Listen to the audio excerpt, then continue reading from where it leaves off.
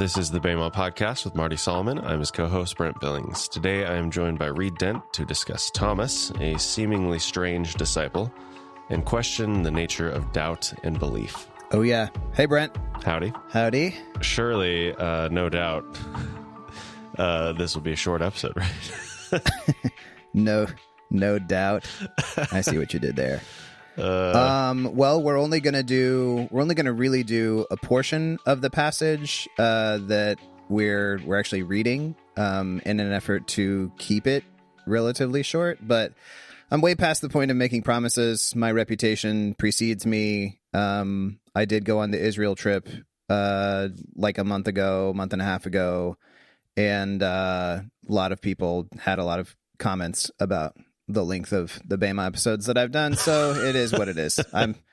I just give up at this point. All right, well, let's jump in then. Yeah, let's do it. We're actually going to pick up a little bit of the passage that Elle and I went over last time, just because it kind of ties in with the Thomas side of this story. So we're going to be in John 20, starting in verse 19, even though we already covered it officially, but that's all right. Every verse plus is what we're calling this.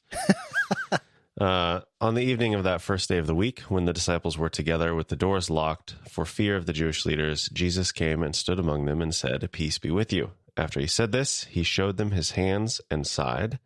The disciples were overjoyed when they saw the Lord.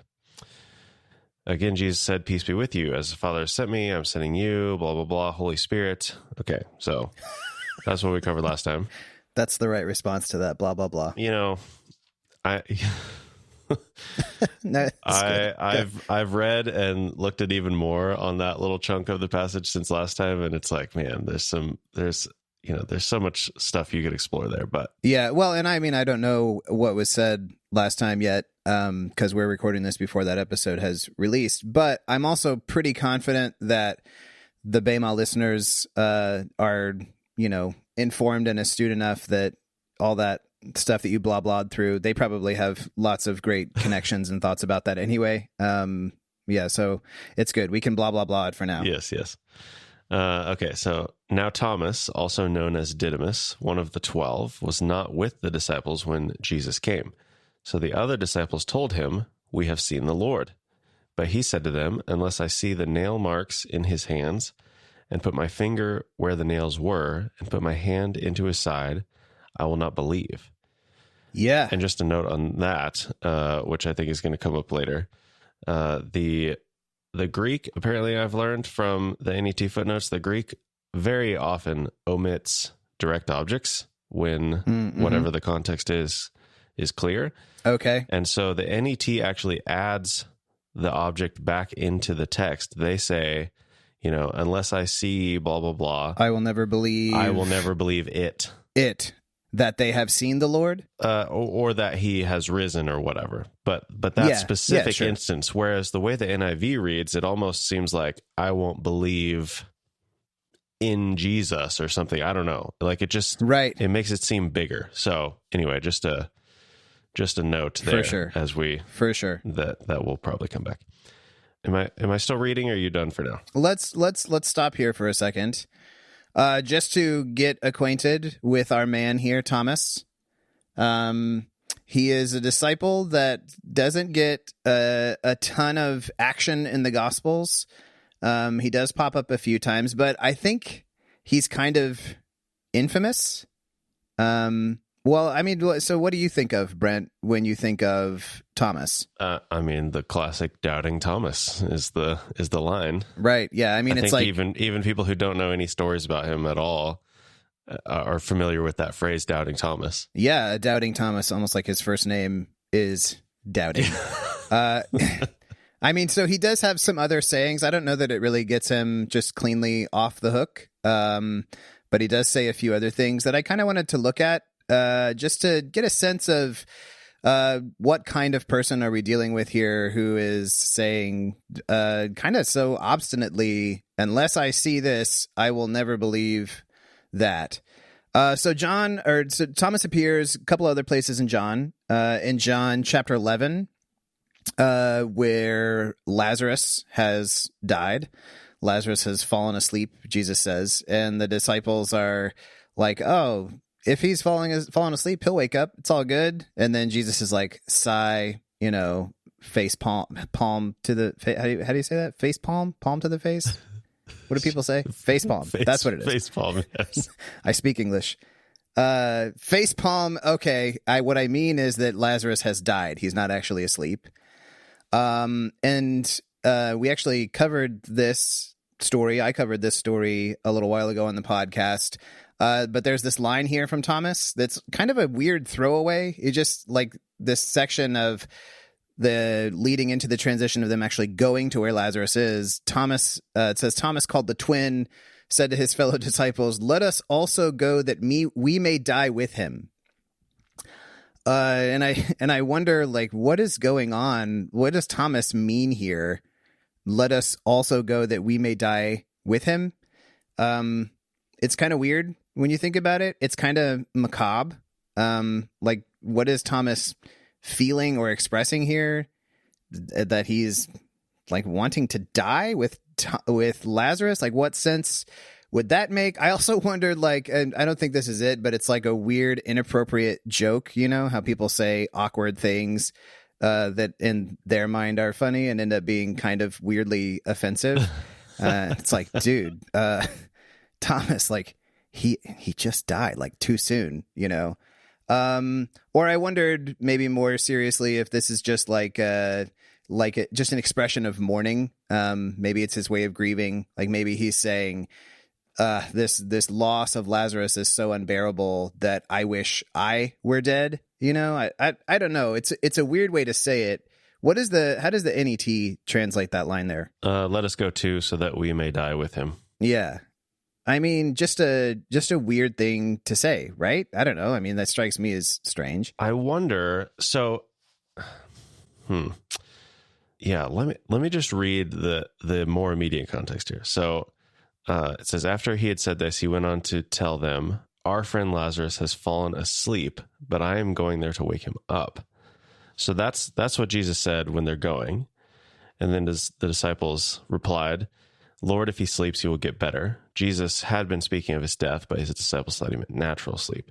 So he then told them plainly, "Lazarus is dead, and for your sake I am glad I was not there, so that you may believe, but let us go to him."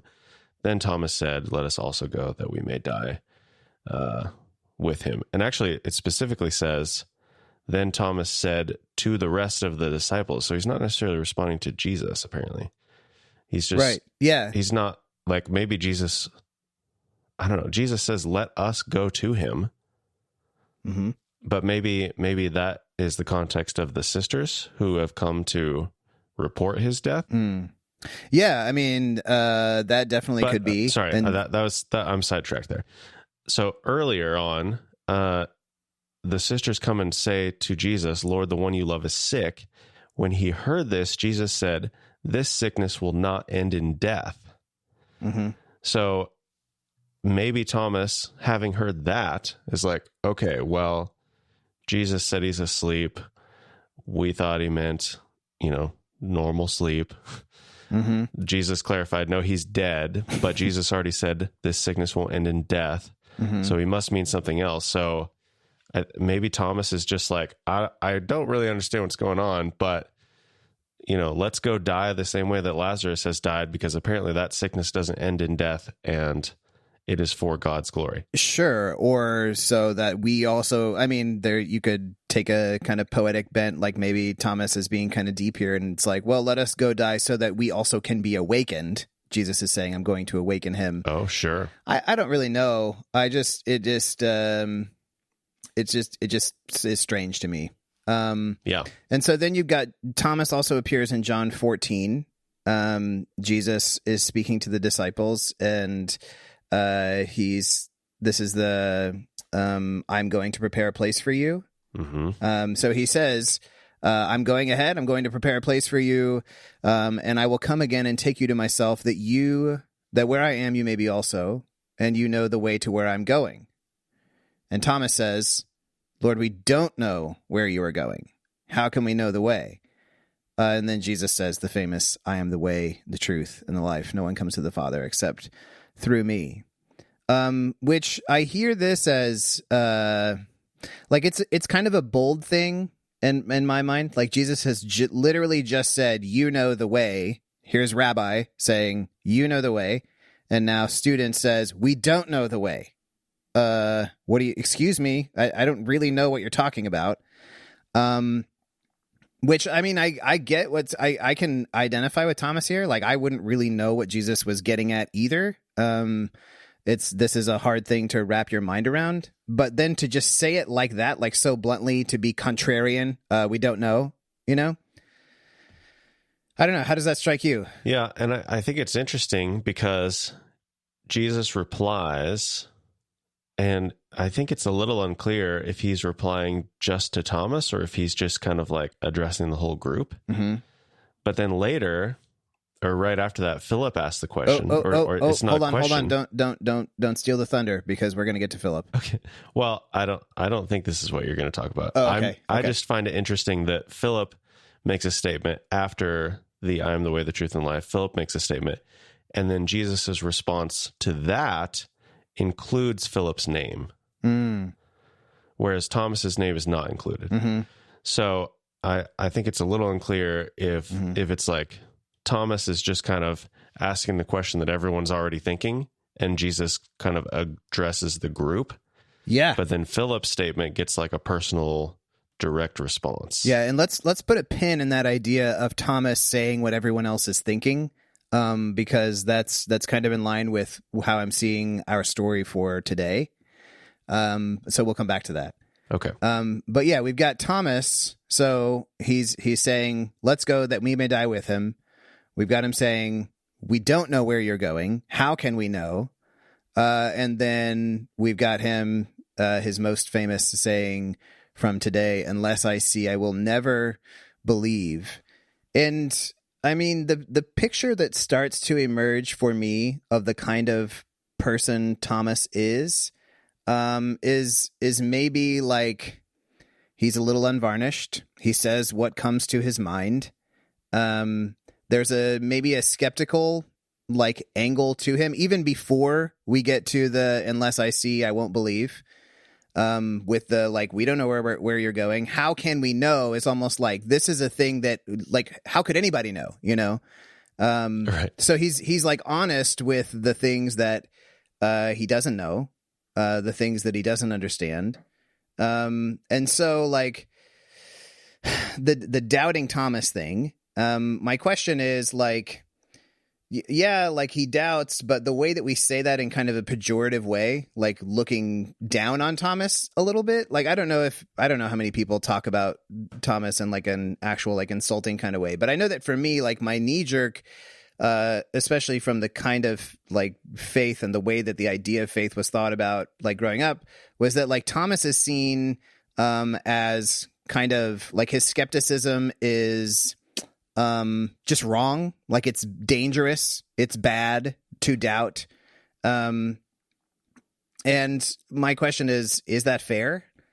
Because, you know, the disciples, like what they're saying, is that they have seen the Lord. That's what they say. And Thomas is like, yeah, I saw the Lord too, like crucified up there on the cross, just days earlier. And now like you're telling me that he is walking around talking to people, and we're like, "Oh, Thomas, like don't," you know, we kind of quote Jesus, but in this sort of offhanded kind of cavalier way of like, don't be disbelieving, but believing. And I'm like, who among us wouldn't be skeptical of the disciples' claim or of Mary's claim? Who among us wouldn't be like, okay, I'm going to have to see like some receipts here. I'm going to have to see some evidence to back this up. You know what I mean? Yeah. And I want to, one of the things that stood out to me in reading this, for those of us who kind of look down, not at Thomas, maybe at Thomas or at Thomas types who are like, well, Thomas, why couldn't you just be a disciple like the other disciples and just have faith? Is that it's crucial to note that in this story, Thomas is not actually the only one who is given, if we're calling it proof, quote unquote, he's not the only one who's given proof. And not the only one who's given this specific proof.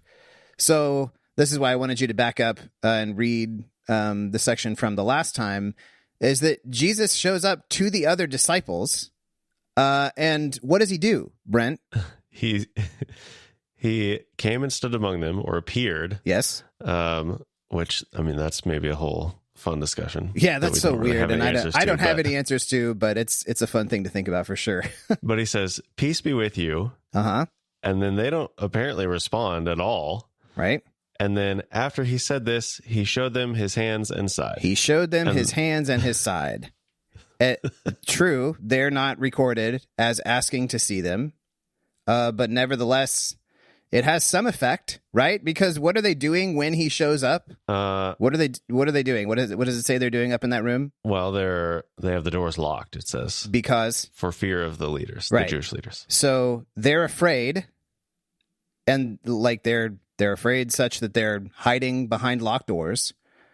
And so Jesus shows them his hands inside, and then it says that they were glad. So this has some effect on them, right? And so maybe, like, Thomas is not the only one struggling here. Maybe the other disciples, like, aren't just...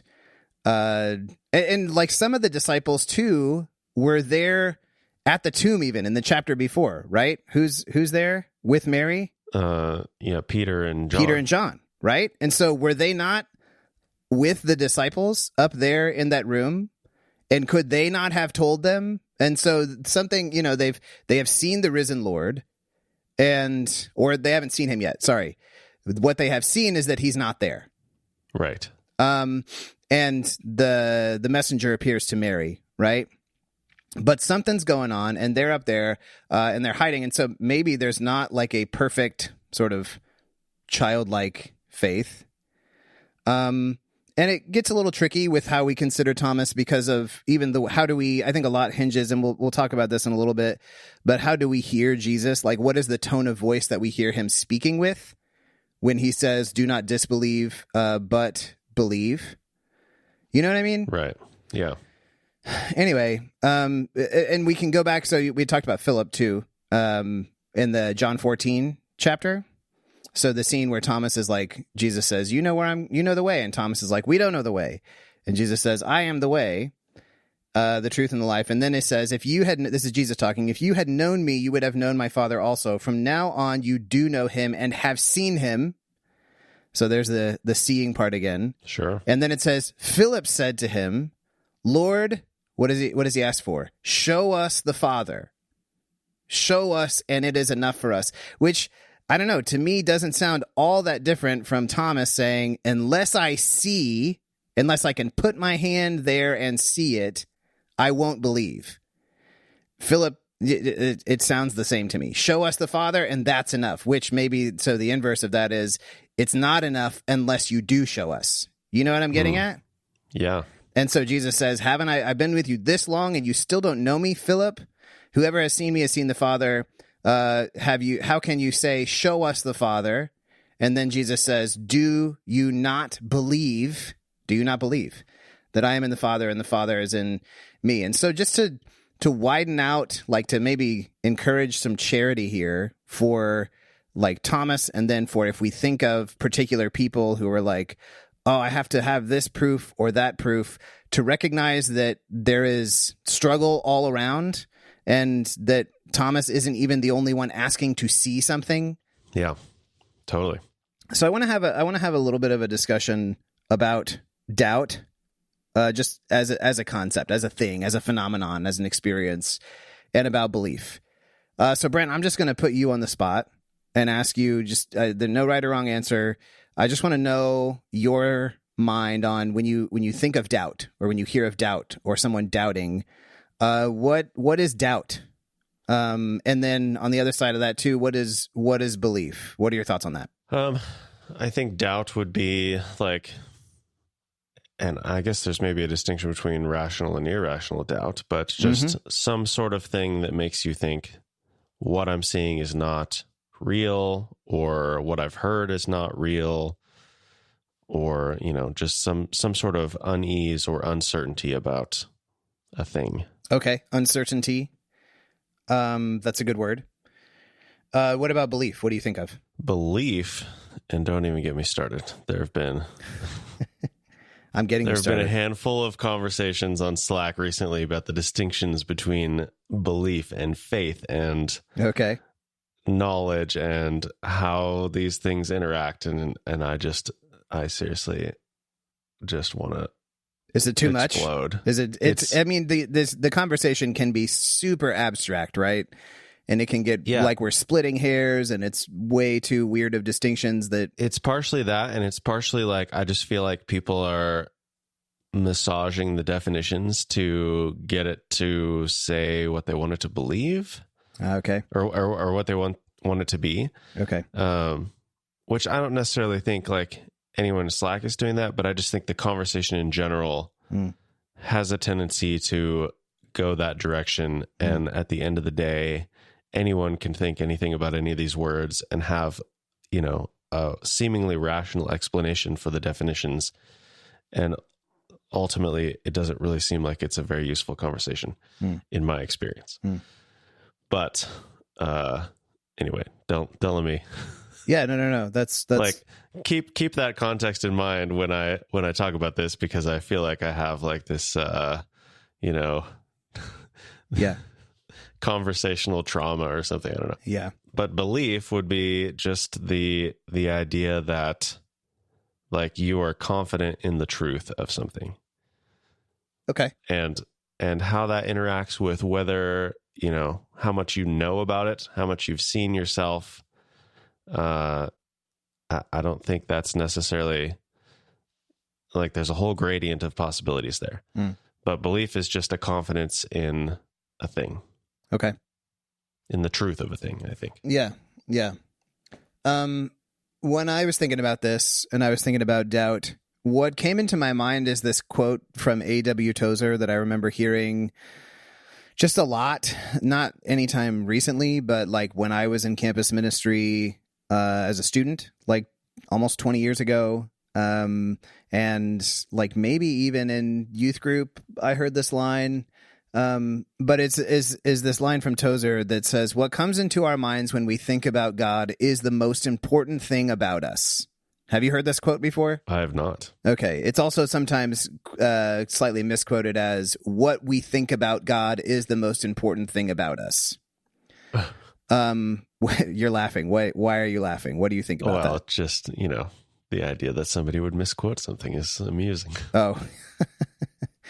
But what do you think about so now that I'm actually glad that this is fresh for you, because I've had this rattling around in my brain for a couple of decades, and trying to, find some, reconciliation with it.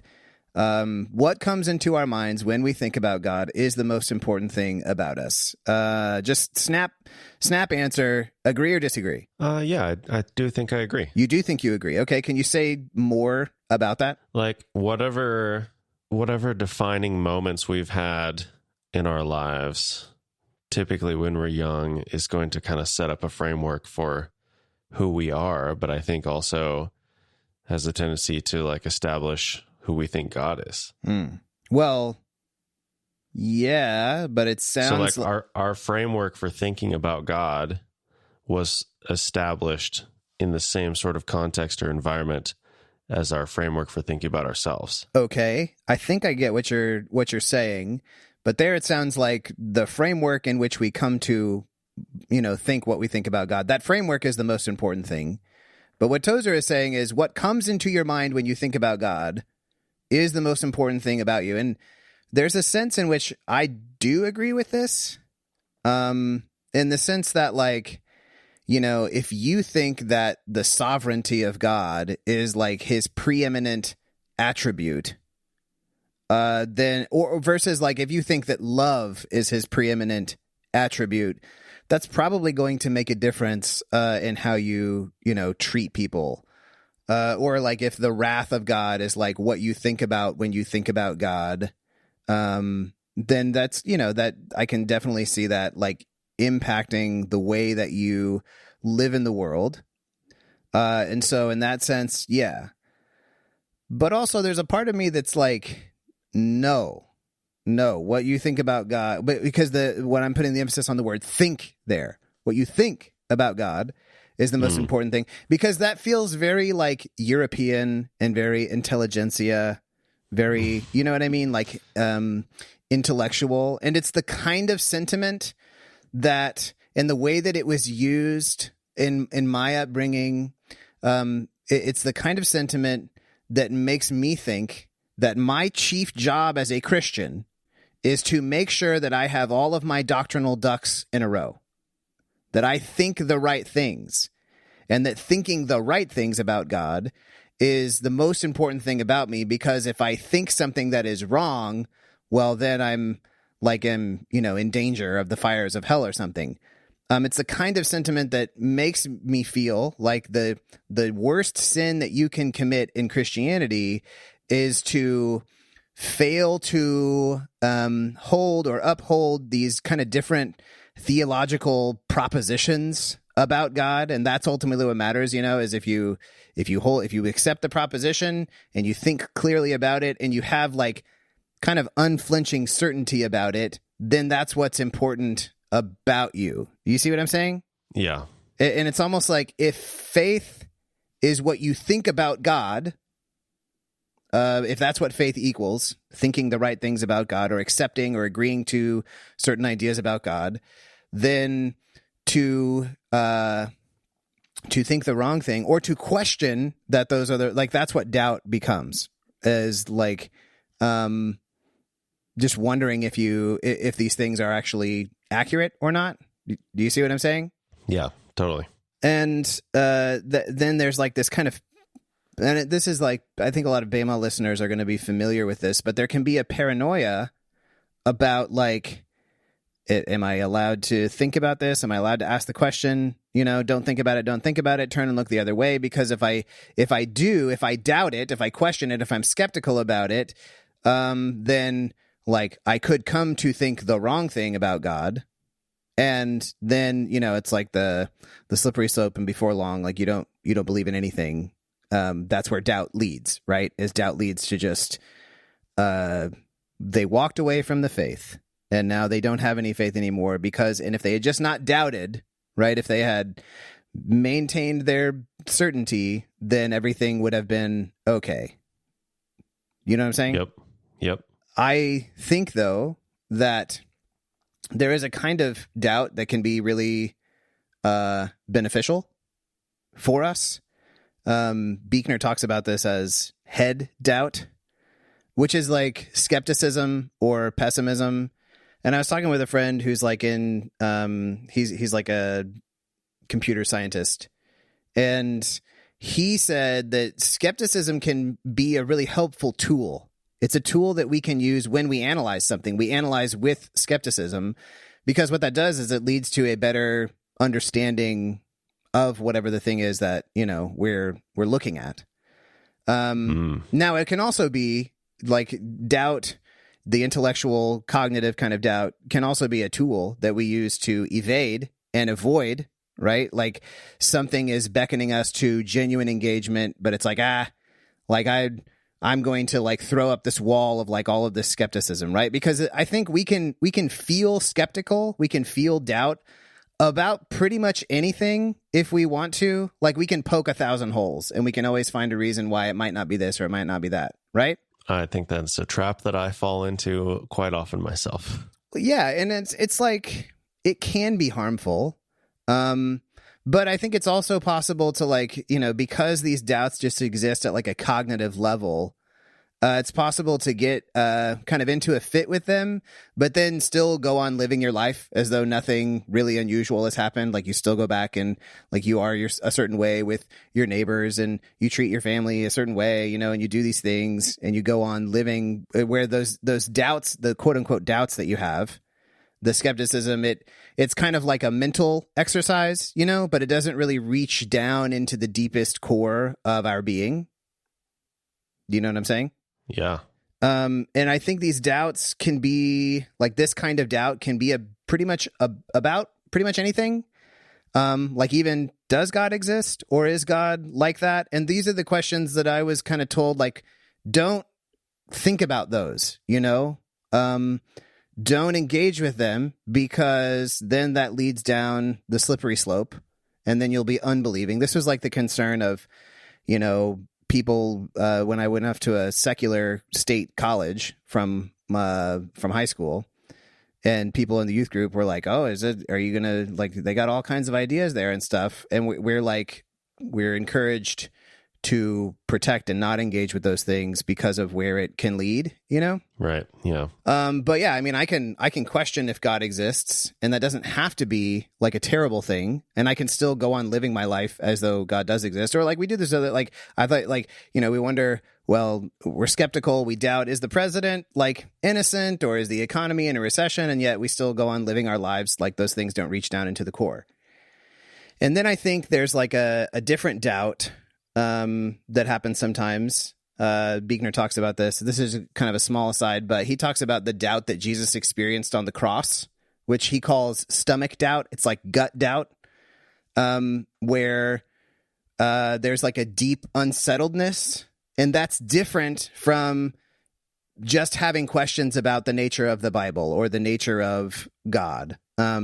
This is like an existential dread kind of thing. Like I'm thinking about my mom. My mom's dad died in a car accident when she was 18 years old.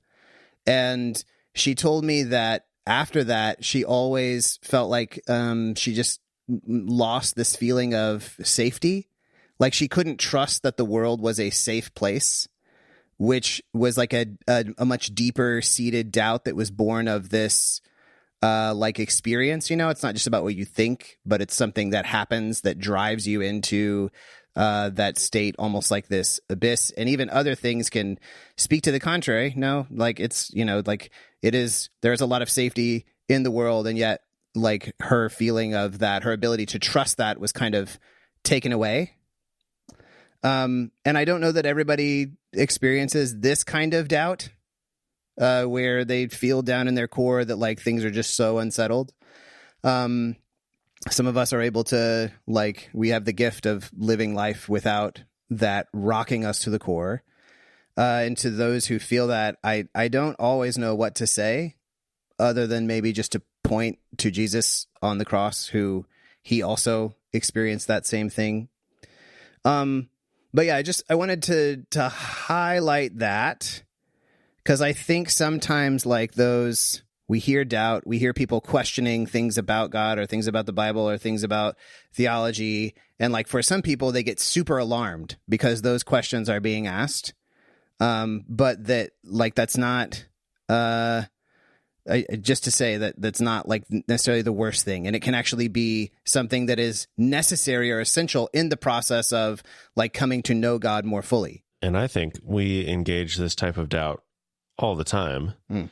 In the sense that we don't like to share passages or verse numbers or whatever, because it's like we want people to have, and I don't know if this is necessarily the motivation behind it, but I'm just thinking like, if people doubt like, oh, is that really in there? Or where does it say that? Or I don't remember it saying that. And that forces people to get into their Bibles. Like, yeah, that is a positive thing. For sure. Yeah, I mean, you are honing a blade, you're sharpening it by putting it to the grindstone, right? Right. So I wonder if like this is kind of the doubt and that Thomas is feeling, if it's this kind of a doubt.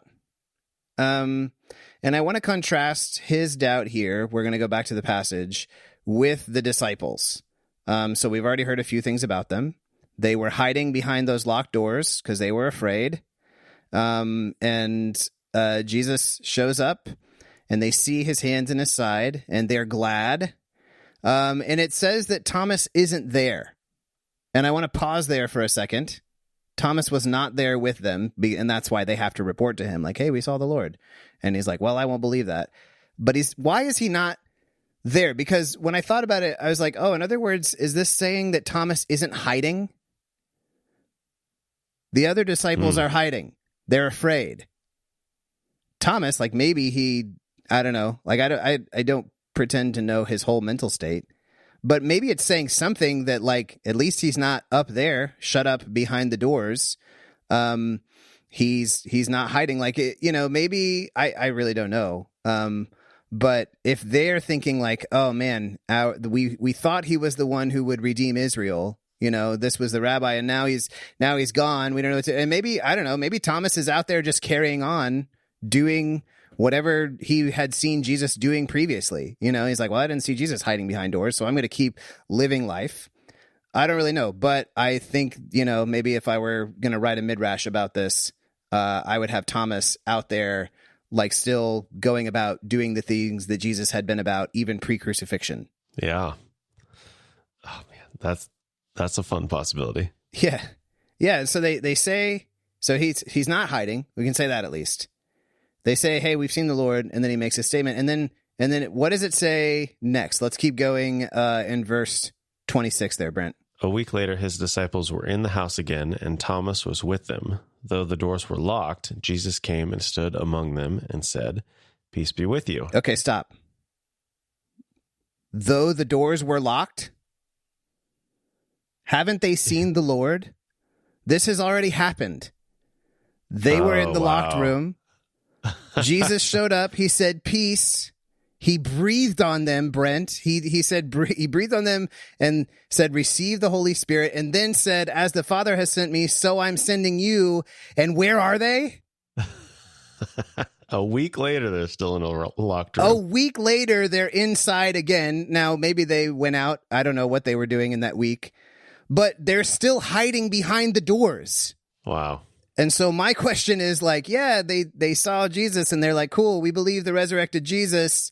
And they're glad, quote unquote, about it. Like, I'm seeing that in kind of a smug way. Like, yeah, that's nice. You were made, you felt a little better after that, but you're still behind the doors. And I wonder, is that a kind of lived doubt? Is hiding behind the locked doors, does that count as doubt? We see Thomas as the doubting one because he's saying the thing, yeah, unless I see, I won't believe. Which, remember, they've already seen.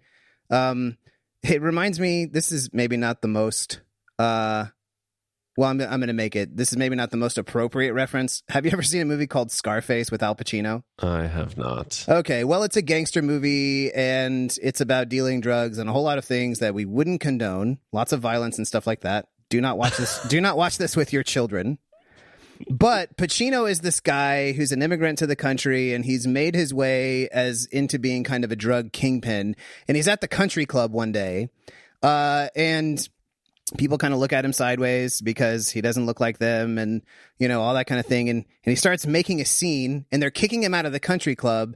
And he looks around at everybody, and he's like, "You know what? You're just like me. I'm just honest enough to admit it. We're all doing the same thing. I'm just coming out and saying what we're doing. Like, you're all stealing, you're all robbing. It looks official, it looks nice, but you're all doing the same thing I'm doing. I'm just upfront about it." And there's part of me that sees Thomas like in this way.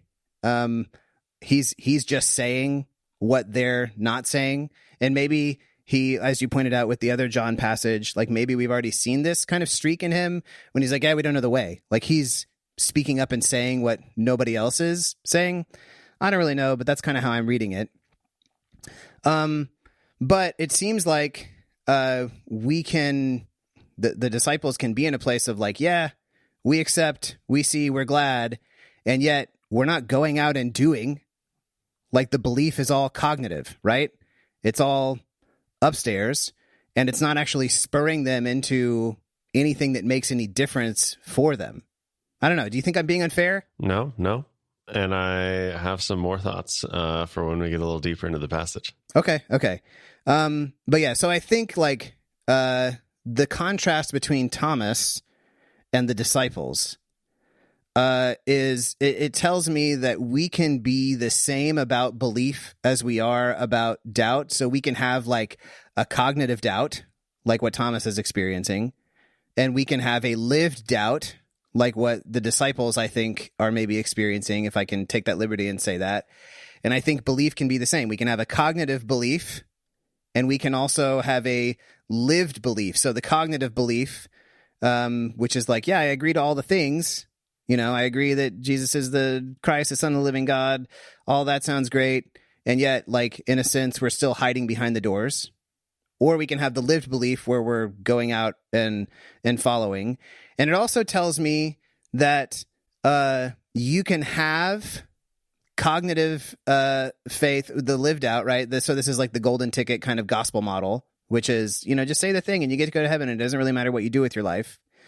I wonder if it's also possible, though, as we look at the people around us who are doubting, maybe as we look at Thomas himself, is it possible to have a cognitive doubt and still have a lived belief or a lived faith where it's like, yeah, I don't know, actually. Like, I don't know for sure that God exists. Like, I can't prove that. Or I don't know for sure that, the Bible is like this or that this means this. I don't know for sure. I'm not certain. And yet I'm going to lean into maybe there are experiences that we've been given that have caused in the same way that we can have doubt triggered, like my mom's, like by experiences. And that doubt is not, it's not rational in the sense, not that it's irrational, but that it's like, it's not at the level of like what we think. Right. And I wonder if we can too, and we've talked about this before with the whole Heschel thing, one of the last episodes that we did together. But you can have a belief or a faith that like exists at a level deeper than just what you think, and that like other things can't really take that away. You know what I'm saying? Yeah. Yeah. So just something to think about for all of us. The people we're looking at, do they have doubt, but they live belief? Do they have no cognitive doubt, but they're also not really living in any way like they believe? That's a question for ourselves first and foremost.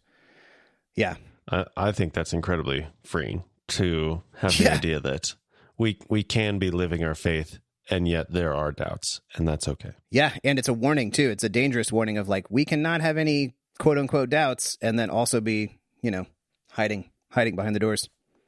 So then Jesus' response to Thomas, what does he say? Then he said to Thomas, "Put your finger here. See my hands. Reach out your hand and put it into my side. Stop doubting and believe." So as I kind of got at before, I think a lot here, for me at least, rides on what is the tone of voice that I hear Jesus talking with. The words are what they are, but there is a way that this could be said, and we could hear Jesus kind of scolding Thomas, not scalding him, scolding him. Or I don't want to pull a Marty here and start saying words that aren't right. Well, that could be a very, very different sort of picture. Yeah, right. Yeah, definitely not scalding. But do we hear him as scolding him, as reprimanding him, or do we hear him as like speaking gently with compassion? And I know that like myself from many years ago, who used to have all of my ducks in a row, and I knew all of the answers, and I had no cognitive doubt whatsoever. And I thought that I agreed with Tozer. What you think about God is the most important thing about you. And that was nice for me because I knew, of course, that I thought all the right things, Brent. I didn't have any wrong thoughts. Oh, I didn't either. Yeah. So obviously the most important thing about a person, I had like the best possible record for it. So, I was sitting in a really good position. And then I would hear Jesus, the way that I heard him talking to Thomas here was like, Thomas, fine. Put your finger here if that's what you got to do, put your hand on my side if that's what you need, like he's kind of shaming him as he's letting him do the thing. And then it's like, finally, okay, you can stop disbelieving now and believe. But I wonder if there's a different way for us to hear the tone of Jesus here, a different way for us to see like the heart of Jesus as he is letting Thomas meet him here. I think it's interesting that like the places that Thomas is trying to touch or that he's wanting to touch are like these places of pain. There's like wounds here that apparently are still there. And to me, there's something kind of beautiful about Jesus, like in solidarity, like reaching out with like his pain to maybe the pain of Thomas and connecting with him there. I just see that as really gentle, and it's like the divine sympathy. Yeah, and I wonder, like going back to the John 14 passage, he says, "Lord, we don't know where you're going. How can we know the way?" Mm-hmm. And Jesus responds, he says, "If you really know me, you will know my Father as well. From now on, you do know him and have seen him." Mm-hmm. And then I'm really intrigued by the idea that Philip is addressed by name in Jesus' response, because that response goes on for a long time. And I need all the way up until they actually leave that spot. Right. Oh, no. Judas actually does have a question in the middle there. But there's a couple of paragraphs of response that could be somewhat directed to Philip. Mm-hmm. I mean, obviously they're all there, but like, I just wonder, like, to what extent is Jesus locked into Philip? Because it does say, "Don't you know me, Philip? Even after I have been among you such a long time, anyone who has seen me has seen the Father. How can you say, 'Show us the Father'? Don't you believe?" And I need to look into this and see, is each instance of you singular or plural, and where does it shift? That's a good question. So I don't know. I definitely have some questions there. But yeah, I kind of think maybe in John 20, it's like, you've seen enough. Like, okay, go ahead, put your finger here, see my hands, touch my side. And now, for real, Thomas, you have enough. Yeah. Stop at the doubting. Yeah. Really, truly believe. Yeah. And maybe that's a challenging word for some of us who, because it can be kind of in vogue to just like, we can't really know anything, man. Like, and maybe it's like there comes a time where it's like, no, like it's time to put it down and believe. Now I say that, and I also would point out that Thomas, even if Jesus is directing himself to Philip in that John 14 passage, Thomas is still there, and he still definitely can hear what Jesus is saying, right? Right. Yeah. And when he says to Thomas here, put your finger here, what was the line you said from John 14? From now on, you have seen, right? Yeah. What Jesus doesn't say to Thomas here in John 20 is, well, I told you before, Thomas, from now on, you've seen. Like, we're not doing this again, Right. He bears with him. He's like, okay, if this is what you need, here it is. And now, as you said, and I really like that you pointed that out. Now, put that down and believe. And this is maybe a stretch of a connection. What it reminds me of is the woman caught in adultery, how Jesus steps in to meet her and to rescue her, right? And he comforts her and affirms her, like, I'm not condemning you. And all of that happens before he gives her any condition, right? There's no like, well, you got to clean up your act, and then, you know what I mean? Or Jesus is like, you gotta believe, I gotta know that you're really sure, and then I'll let you see. It's not like that, right? It goes the other way, where it's like, okay, I'm going to meet you on your level. Here is what you need. I'm responding to you graciously. And now I'm telling you, like with the woman caught in adultery, don't sin anymore. Like, go and don't sin anymore. Or he's saying to Thomas, do not disbelieve, but be believing, but believe, If it's that cognitive doubt that Thomas has going on, and if his posture is just a reflexive doubt on basically everything, and he can't engage anything because he's just like, as soon as anything happens, just boom, like, gotta have some question about it, gotta have some skepticism, and so maybe it's that Jesus is charging him, like, okay, you gotta stop with that pattern of behavior, you gotta live out your belief. But at the same time, Thomas wasn't there hiding, so I mean, and I don't know. This is good. This is a good segue into. Can you go ahead and finish out chapter 20, the 28 through 31? Then Thomas said to him, "My Lord and my God." Then Jesus told him, "Because you have seen me, you have believed. Blessed are those who have not seen and yet have believed." Jesus performed many other signs in the presence of his disciples, which are not recorded in this book. But these are written that you may believe that Jesus is the Messiah, the Son of God, and that by believing you may have life in his name. So I hear this is actually kind of being the end proper of the book of John, and then 21 is kind of like this epilogue. And so this is, to me, I hear this as like, this is the closing line of the book. These are written so that you may believe that Jesus is the Messiah, the Son of God, and that by believing you may have life in his name. John is not vague about his intent. I want you to believe. That's why I'm writing this down.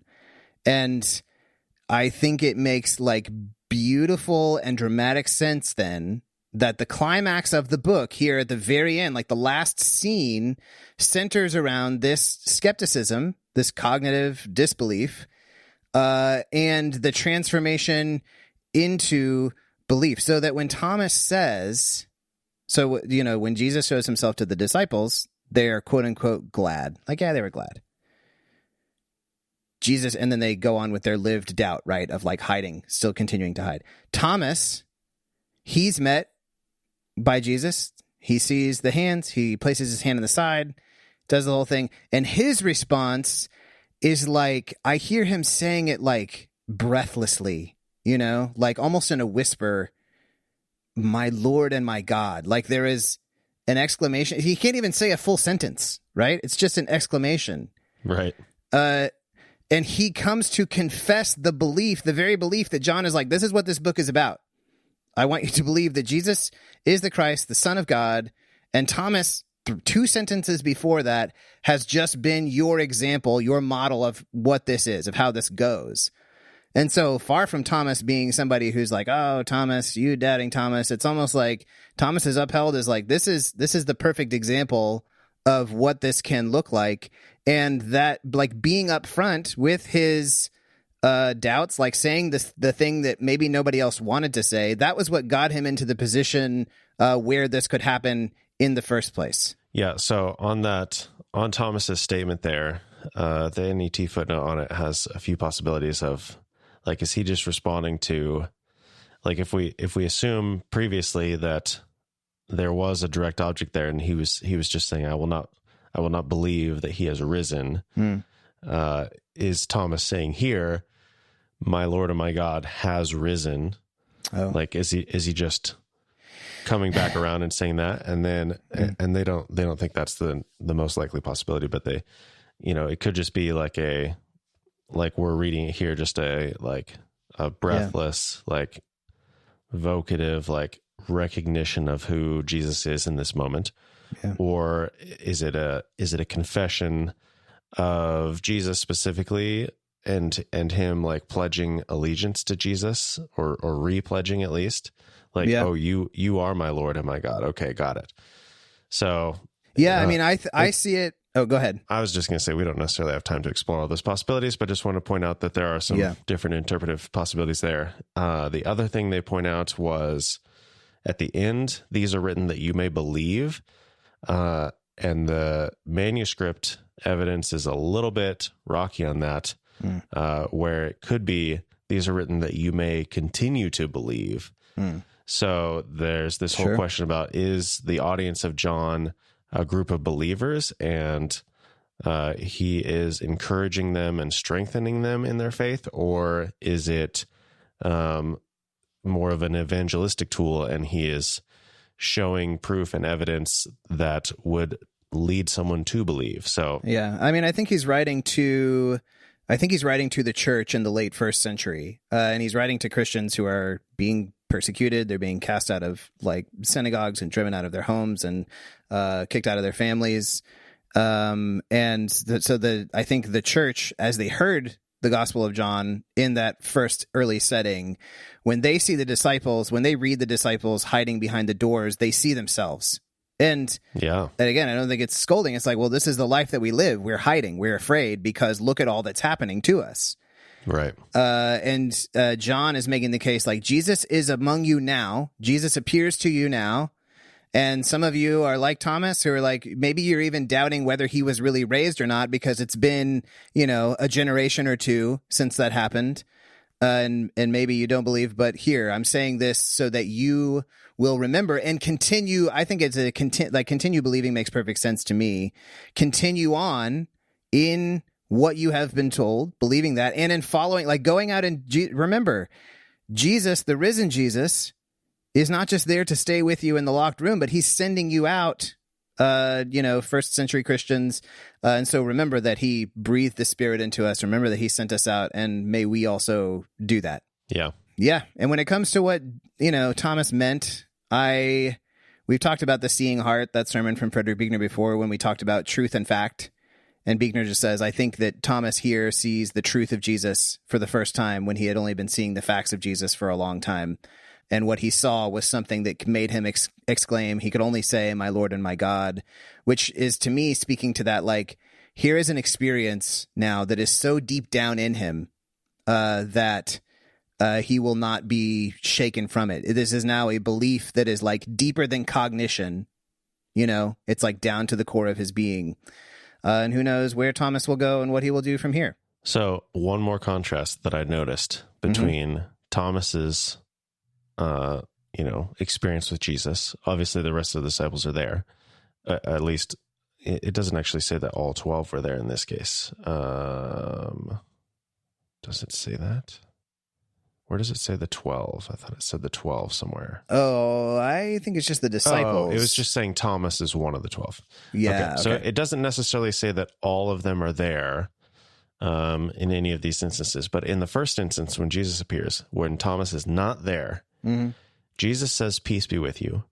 He shows them, it says they were overjoyed or glad, but it doesn't have them speaking. And then again, Jesus says, "Peace be with you. I'm sending you." He says, "Receive the Holy Spirit. If you forgive your sins," blah, blah, blah. They don't ever talk. They don't respond at all. Yeah. And then Thomas, when he sees the exact same thing that they said, yes, Jesus appears in the midst of a locked door. He says, "Peace be with you." He says, "Check out my hands, check out my side." And then Thomas actually responds. Well, and he preempts it too. Like, he speaks on the front end, "Unless I see." Sure. And then I won't believe. And then, but that's "My Lord a and my God." conversation with the disciples. Well, yeah, but I'm just saying, maybe throughout this story, like, Thomas is the only disciple saying any specific words. And so maybe it is he's saying what everybody else wasn't saying, or he's just chosen to be the mouthpiece here in the story. To give a place for, like, okay, we need to voice, like, everybody has the doubt, the cognitive doubt, everybody's like, was he really raised? And Thomas is the one who's going to say that. So don't pick on Thomas, identify with Thomas, recognize that he's speaking for you. And, hopefully too, he speaks for you when you have the experience, and then you are able to exclaim, "My Lord and my God," like he speaks for all of us. Yeah. Yeah. And the NET footnote, somewhere, I can't remember where it was, but it's talking about, like, oh, now that Thomas has finally come to his belief, all the disciples are fully on board and we can conclude this gospel. It's like, well, I don't actually know. Like, I do think that Thomas comes to a full and complete belief, like, just rock solid to his core. Like, as far as that gut doubt, like, it's all gone. Like, everything he has is just a solid foundation of belief. I don't necessarily know that we see that with the rest of the disciples yet, especially, like, they have their experience with Jesus. They don't say anything. A week later, they're still behind a locked door.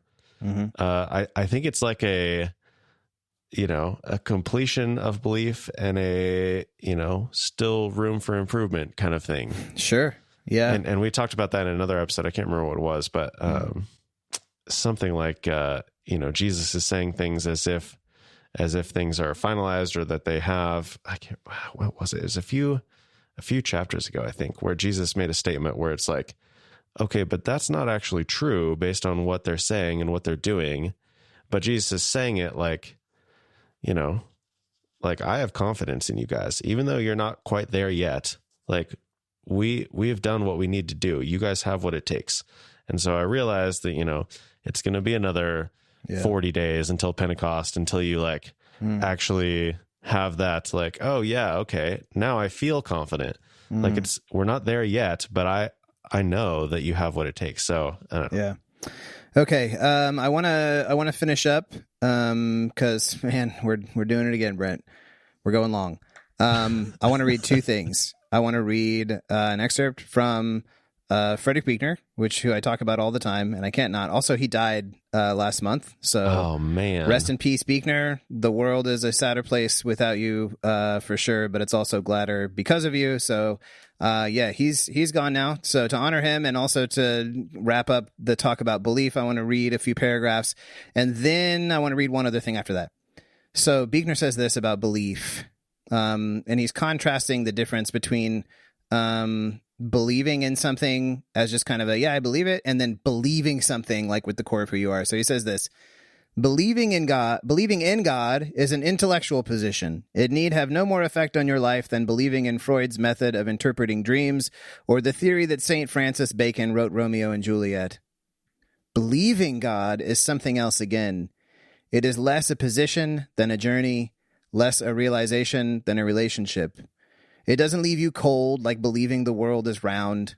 It stirs your blood like believing the world is a miracle. It affects who you are and what you do with your life like believing your house is on fire or somebody loves you. We believe in God when for one reason or another we choose to do so. We believe God when somehow we run into God in a way that by and large leaves us no choice to do otherwise. When Jesus says that whoever believes him, in that second sense, shall never die, he does not mean that to be willing to sign your name to the Nicene Creed guarantees eternal life. Eternal life is not the result of believing in, it is the experience of believing. And then, the last thing I want to read is a poem. And shout out to my Israel people who let me read to them. It was very great. Now I'm going to read to everybody else over this podcast. This is a poem by Denise Levertov called St. Thomas Didymus. It's from a book called The Stream and the Sapphire, collection of poems. And this is written from the point of view of Thomas. And it's joining him. It's joining him as he watches. There's the story in Mark 9 where the man has the son who has like the seizures, and he utters that famous line, "I believe, help my unbelief." You remember this? Yes. It's like one of the most beautiful lines in the Gospels to me. Actually, I, for a long time, genuinely thought that Thomas said that. And then I was like, wait a minute, Thomas didn't say that? So I guess I was onto something with Denise Levertov here in this poem. So this is Thomas narrating, watching this event from Mark 9 go down, and then leading into the event of John 20 that we just read. So a couple of minutes here. This is St. Thomas Didymus by Denise Levertov. In the hot street at noon, I saw him, a small man, gray but vivid, standing forth beyond the crowd's buzzing, holding in desperate grip his shaking, teeth-gnashing son, and thought him my brother. I heard him cry out, weeping, and speak those words, "Lord, I believe, help thou mine unbelief," and knew him my twin.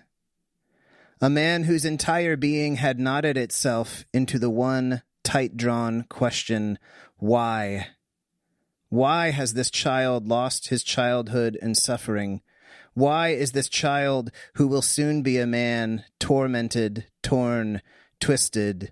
Why is he cruelly punished who has done nothing except be born? The twin of my birth was not so close as that man I heard say what my heart sighed with each beat, my breath silently cried in and out, in and out. After the healing, he, with his wondering, newly peaceful boy, receded. No one dwells on the gratitude, the astonished joy, the swift acceptance and forgetting. I did not follow to see their changed lives. What I retained was the flash of kinship. Despite all that I witnessed, his question remained my question, throbbed like a stealthy cancer known only to doctor and patient. To others, I seemed well enough. So it was that after Golgotha, my spirit in secret lurched in the same convulsed writhings that tore that child before he was healed. And after the empty tomb, when they told me he lived, had spoken to Magdalene, told me that though he had passed through the door like a ghost, he had breathed on them the breath of a living man. Even then, when hope tried with a flutter of wings to lift me, still alone with myself, my heavy cry was the same. Lord, I believe, help thou mine unbelief. I needed blood to tell me the truth, the touch of blood. Even my sight of the dark crust of it round the nail holes didn't thrust its meaning all the way through to that manifold knot in me that willed to possess all knowledge, refusing to loosen, unless that insistence won the battle I fought with life. But when my hand, led by his hand's firm clasp, entered the unhealed wound, my fingers encountering rib bone and pulsing heat, what I felt was not scalding pain, shame for my obstinate need, but light. Light streaming into me, over me, filling the room as if I had lived till then in a cold cave, and now coming forth for the first time, the knot that bound me unraveling. I witnessed all things quicken to color, to form, my question not answered, but given its part in a vast unfolding design lit by a risen sun. Scene. So I read that poem 1,000 times and it gets me every time.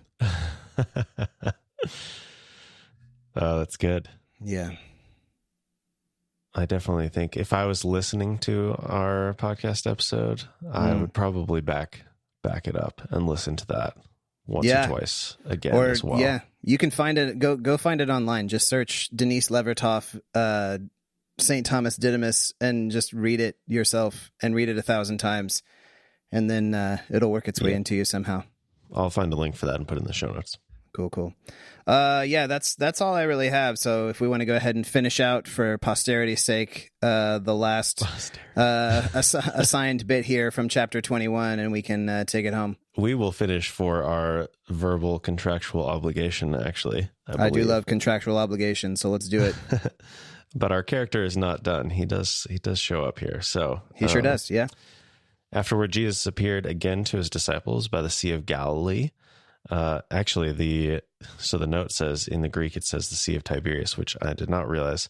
This is, of all of our John episodes, this is the very last one we were recording. So I have all of the knowledge of everything else that we've talked about. And I came to find out in a future episode, that there's some interest to the fact that it says Sea of Tiberias there. Really? I did not know that. Yeah, we'll talk about that with a guest, an upcoming guest. Oh. So, anyway, just something that I totally read past initially and didn't think anything of it. It happened this way: Simon Peter, Thomas, also known as Didymus, Nathanael from Cana in Galilee, the sons of Zebedee, and 2 other disciples were together. "I'm going out to fish," Simon Peter told them, and they said, "We'll go with you." So they went out and got into the boat, but that night they caught nothing.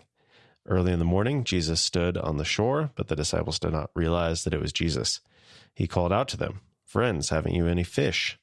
And this is, again, one of those Greek constructions where the assumed response is negative.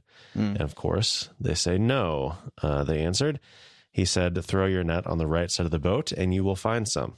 When they did, they were unable to haul the net in because of the large number of fish. Then the disciple whom Jesus loved said to Peter, "It is the Lord."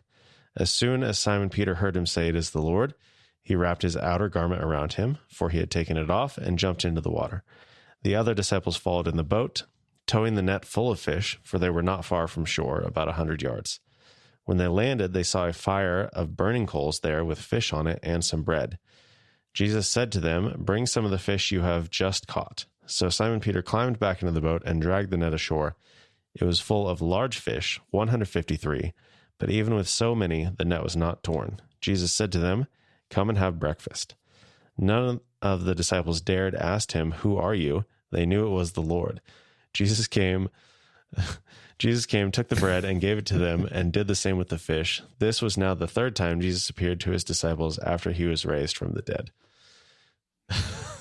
So many funny things that are happening in this story. There are so many, but because we don't need this hour or this episode to go another hour, yeah, we'll leave it for the next time we do John. Well, I do just want to say, so John, let's see. Yeah, John, well, we assume John, the disciple whom Jesus loved, said to Peter, "It is the Lord," presumably with confidence. And it says later, they knew it was the Lord. Why does it point out none of the disciples dared ask him, "Who are you?" Well, maybe apparently they're so confident. Or maybe they're like, but they they don't want to say that they actually are like, is it him? Well, we better not mess with that after the whole thing with Thomas. Like, everybody be believing, nobody be disbelieving. It's him. Yeah. And I just wonder, like, what is his appearance like at this point? I mean, clearly he can, go through locked doors or something. I don't know. Maybe he just got to be a really good, like, lockpick in his resurrected state. Like, maybe he's not just ghosting through the wall, but maybe he's, Yeah, I don't know. Like a cat burglar. It's fun to think about that. But I just, like, does he have, like, a little bit of a glow about it? Like, what is it that's making them, like, sort of doubt, but, like, they know it's him, but they're also like, you kind of look different, Jesus. I don't know. I mean, you would think that someone who rises from the dead would probably look a little different. I don't know. You would think so. The other interesting thing that I don't think I ever realized before is that Jesus doesn't cook the fish that they just caught. He already has fish on the coals when they get to the shore. Yeah, that's right. Yeah, that's a great observation. And I literally just noticed that. I've read through this I don't know how many times in my life, and I always thought, like, no, that's right. They're catching fish and then they're eating it, but no, Jesus already has fish on the coals. Verse 9, they saw a charcoal fire in place with fish laid out on it. Yeah, it's funny. But then he says, bring some of the fish that you've just caught. Right. So he wants them to bring. Well, I mean, he wants them to bring their fish to, like, add to his fish, and the whole, like, Gentile thing, like, this is about Gentile nations, and it's almost like Jesus is like, I've got this started, I've got some on the grill, now you bring yours, you're in this too, we're all in this together, is kind of how I'm hearing that. Okay, man, well, I think we did it. We did it. Just 2 hours and 47 minutes long, no problem. No, not quite, but good conversation with no shortage of things to dig into. For sure. Among the things that we talked about at length, no shortage, and especially in this first part of chapter 21, there's plenty to look at. So we'll leave it there for now. If you want to get a hold of Marty, you can find him on Twitter at Marty Solomon. I'm at EIBCB. And of course, Reed is occasionally on the Baymoss Slack, so you can hop in there and chat with Reed and let him know your thoughts about all this stuff. And good stuff today. Yeah. So you can find more details about the show at BayModDiscipleship.com. Thanks for joining us on the Baymod podcast today. We'll talk to you again soon.